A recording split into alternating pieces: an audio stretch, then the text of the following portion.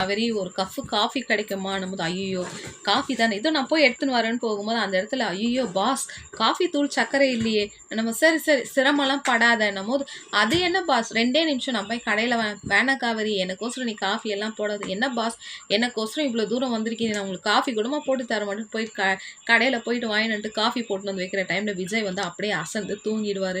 அப்படியே காவேரி வந்து நம்ம விஜயை பார்த்து லைட்டாக சைட் அடிக்குதுங்க. அந்த சீனெல்லாம் எனக்கு ரொம்ப பிடிச்சிச்சுங்க. வேற லெவலில் காமிச்சிருந்தார் நம்ம சந்துரு சார் வந்து.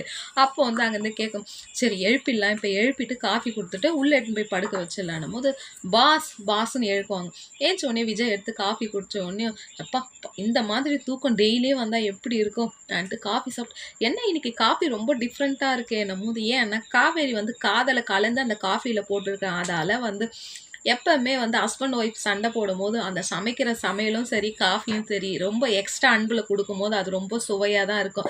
அப்போ விஜய் சொல்லுவார் இல்லை இன்னைக்கு இந்த காஃபியில் ஏதோ பெஸ்ட் பாஸ் ரொம்பலாம் ஹெவியெல்லாம் பாராட்டிங்க இது லோக்கல் காஃபி தூள் தான் நம்ம ஊருக்கு போகும்போது வேணா நம்ம வாங்கி போகலான்ட்டு காவேரி வந்து விஜய் கிட்ட சொல்லுங்க. லைக் பண்ணுங்க கமெண்ட் பண்ணுங்க ஃப்ரெண்ட்ஸ்.